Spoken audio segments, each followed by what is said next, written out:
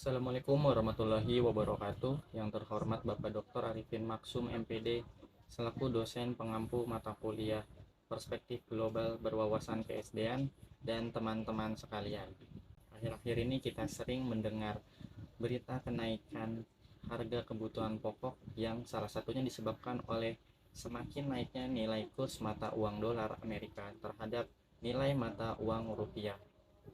Yang ini menimbulkan kesenjangan sosial di tengah-tengah masyarakat. Isu mengenai kesenjangan antara negara maju dengan negara berkembang ini semakin marak di telinga masyarakat. Hal ini disebabkan kesibukan dunia internasional seperti perdagangan semakin menjadi jurang pemisah antara kedua belah pihak, antara negara maju dengan negara berkembang. Negara berkembang banyak mengekspor sumber daya alamnya ke negara maju dengan harga yang murah.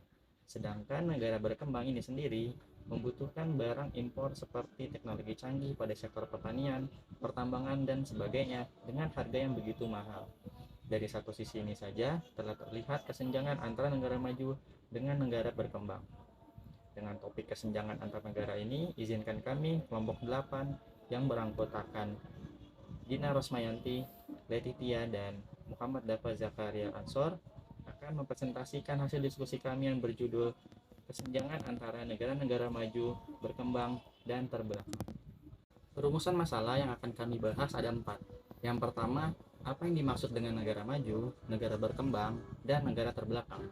Yang kedua, apa yang dimaksud dengan kolonialisme, dan bagaimana sejarah terjadinya Perang Dunia Kedua. Yang ketiga, bagaimana sejarah dialog utara dengan selatan. Dan yang terakhir, bagaimana dampaknya terhadap nilai-nilai budaya dan lingkungan. Negara maju atau developed country adalah negara yang berdaulat yang memiliki ekonomi, infrastruktur, teknologi yang sangat maju, dan kesejahteraan masyarakatnya juga tinggi. Negara maju ini disebut juga dengan istilah industrialized country, yang dicirikan oleh industri dalam skala luas, standar kehidupan yang sangat tinggi sebagai hasil dari peningkatan produksi ekonomi. Berdasarkan sifatnya, secara umum yang bisa kita lihat dari kondisinya saat ini, negara maju adalah negara yang sudah memiliki teknologi tinggi dan tingkat ekonomi yang sudah merata. Selain itu, negara maju juga memiliki tingkat keamanan yang tinggi dan bisa pula dilihat dari kekuatan militernya. Negara maju pada umumnya memiliki ketertarikan yang tinggi pada kerjasama antar negara, sehingga bisa kita lihat bahwa terbentuknya organisasi-organisasi internasional banyak beranggotakan negara maju.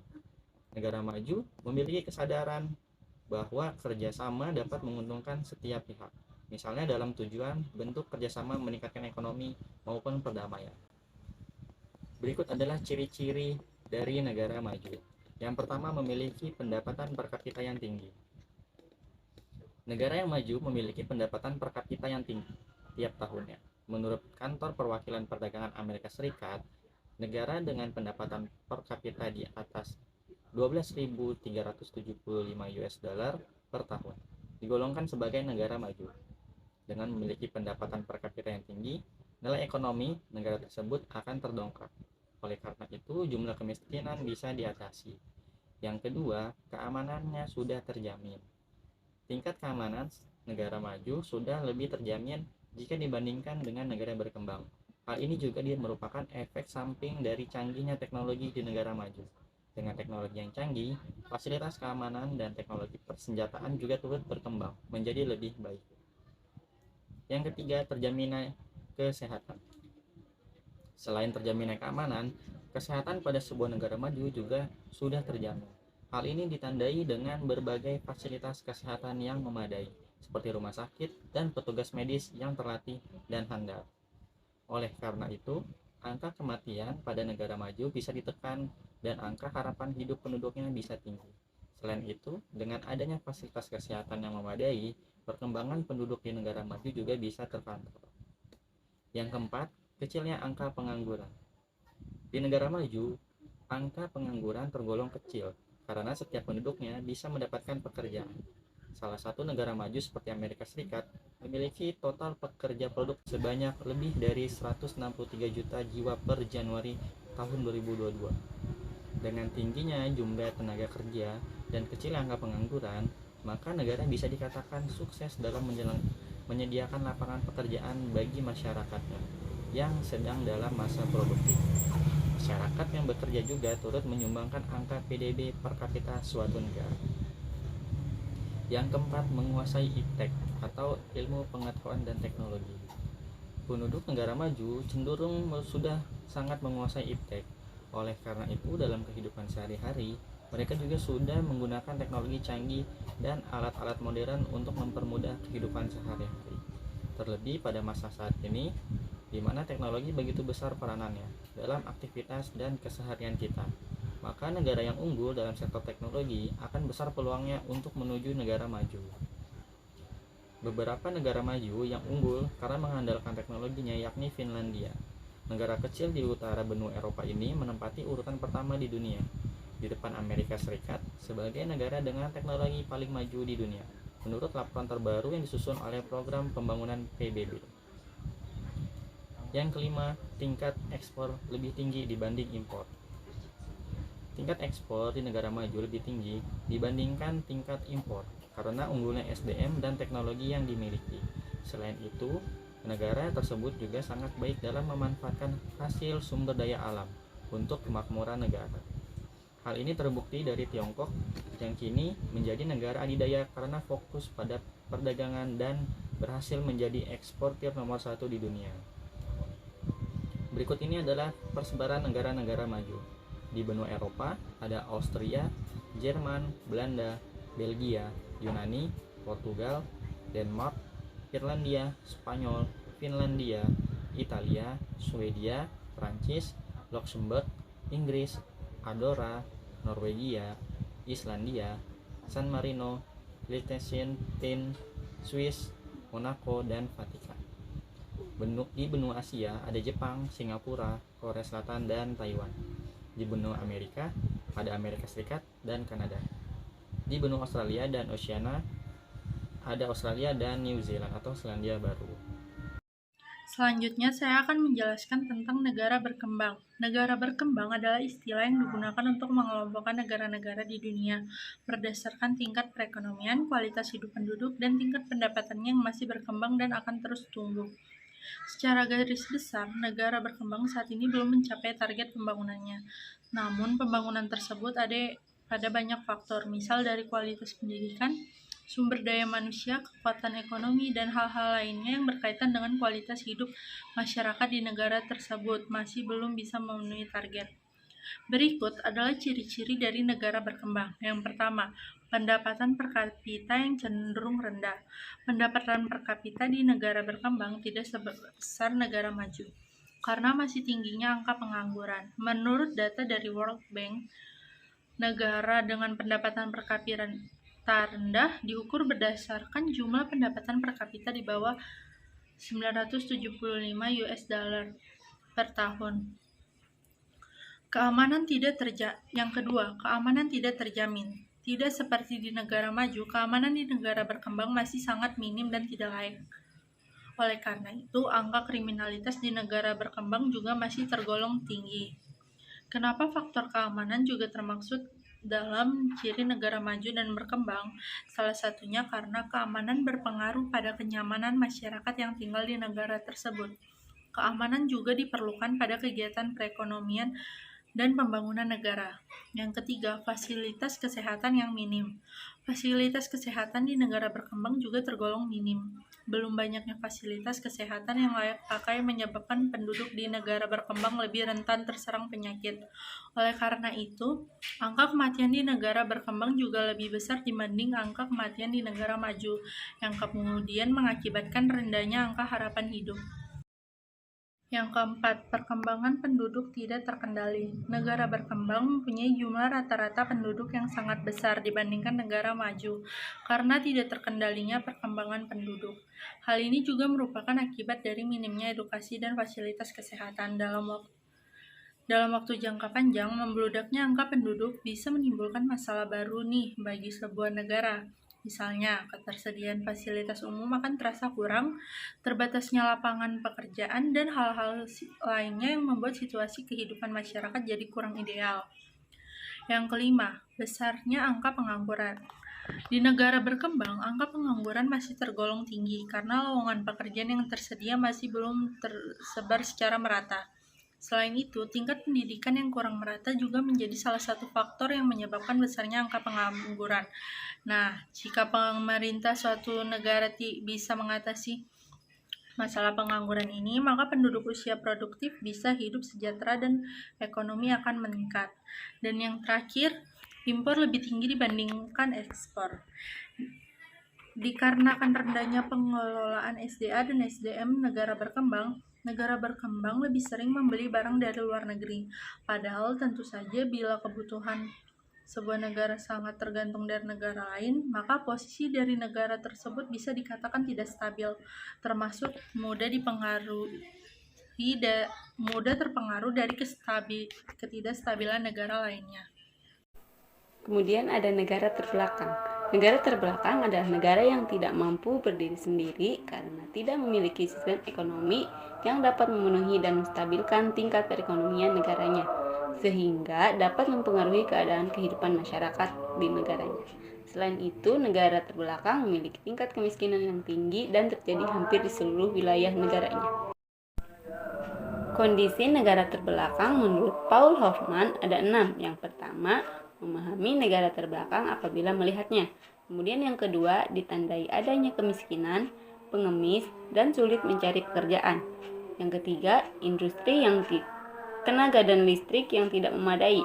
Kemudian tidak memiliki jalan raya dan transportasi umum. Yang kelima, pelayanan pemerintah yang kurang memadai dan komunikasi yang buruk. Kemudian yang terakhir ada rumah sakit dan lembaga pendidikan yang sedikit. Kolonialisme merupakan istilah yang berasal dari kata kolonus, artinya adalah menguasai.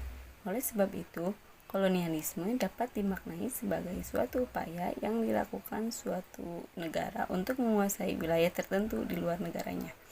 Adapun tujuan dari kolonialisme ialah untuk mencapai kekuatan dominan di berbagai bidang kehidupan, baik politik, ekonomi, sumber daya alam, maupun sumber daya manusia. Hal ini terjadi sebab sebuah negara yang ingin melakukan kolonialisme tidak memiliki kekayaan bumi yang dibutuhkan.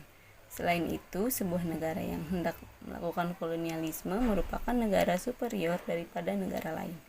Ciri utama terjadinya kolonialisme adalah penguasaan suatu wilayah dengan sumber daya alam yang melimpah untuk dibawa ke negaranya asal penjajah tersebut.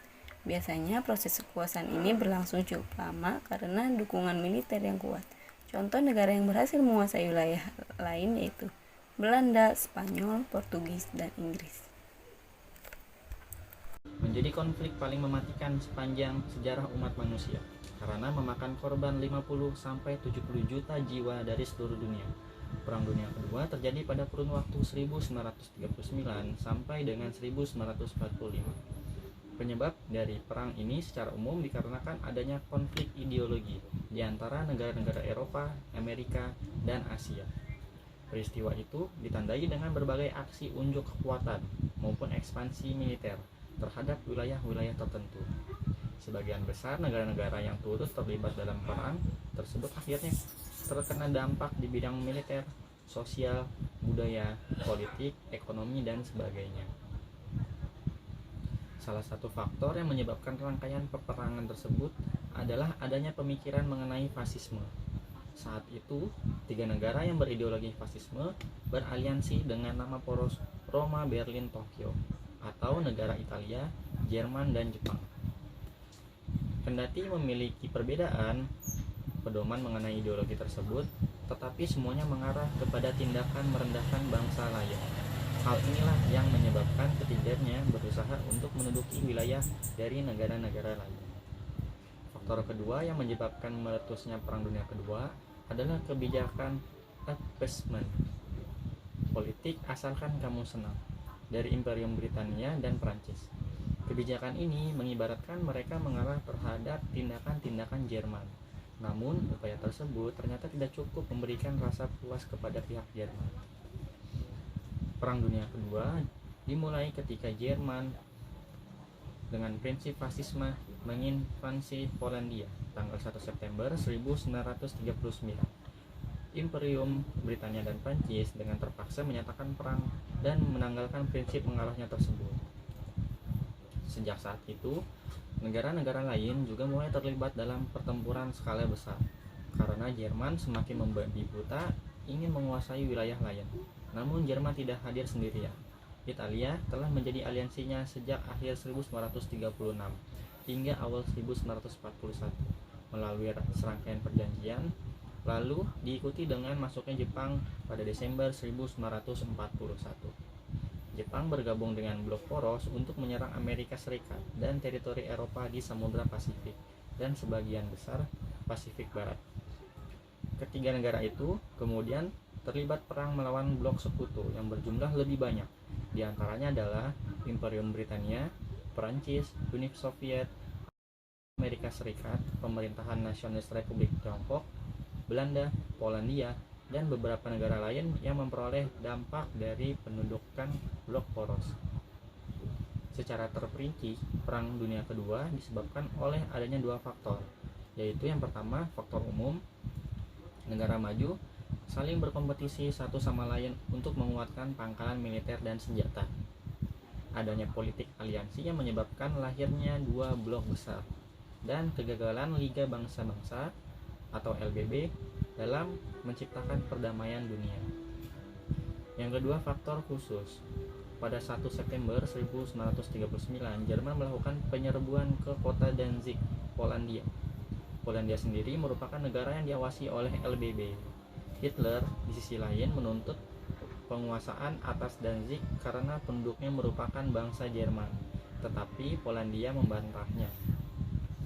Pada 3 Desember atau pada tanggal 3 September 1939, negara-negara pendukung LBB, terutama Inggris dan Perancis, mengumumkan perang kepada Jerman dan aliansi-aliansinya.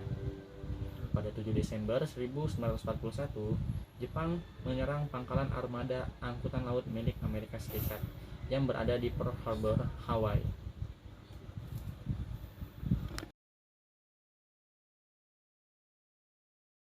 Berikut ini adalah sejarah dialog Utara-Selatan.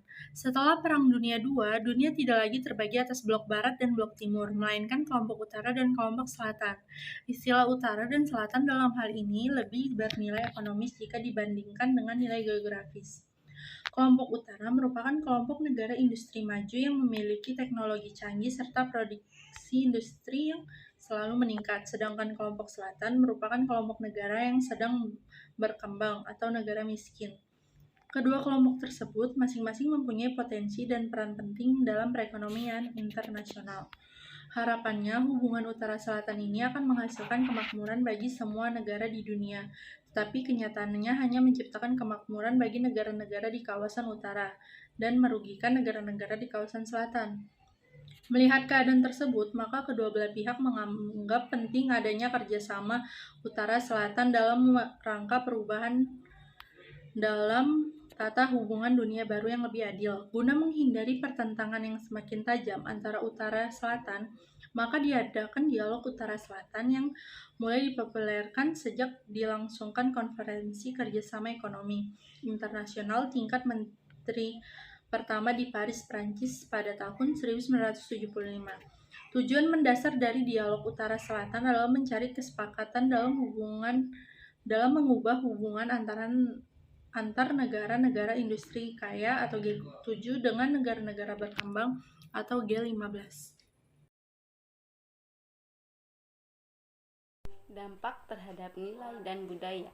Yang pertama, terjadinya perusakan atau penghancuran sumber daya alam dan lingkungan yang parah akibat aktivitas pembangunan yang berporos pada pertumbuhan ekonomi dan perebutan aset ekonomi strategis oleh pelaku-pelaku ekonomi kapitalistik.